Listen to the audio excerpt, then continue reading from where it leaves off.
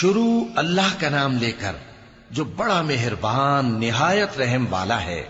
جب آسمان پھٹ جائے گا اور جب تارے جھڑ پڑیں گے اور جب سمندر ابل پڑیں گے اور جب قبریں اکھیڑ دی جائیں گی، تب ہر شخص معلوم کر لے گا کہ اس نے آگے کیا بھیجا تھا اور پیچھے کیا چھوڑا۔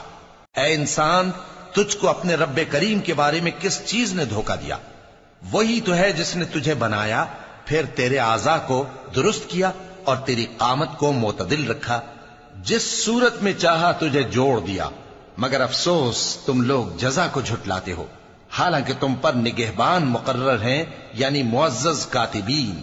جو کچھ تم کرتے ہو وہ اسے جانتے ہیں۔ بے شک نیکوکار نعمتوں کی بہشت میں ہوں گے اور بدکردار دوزخ میں، یعنی جزا کے دن اس میں داخل ہوں گے اور اس سے چھپ نہیں سکیں گے۔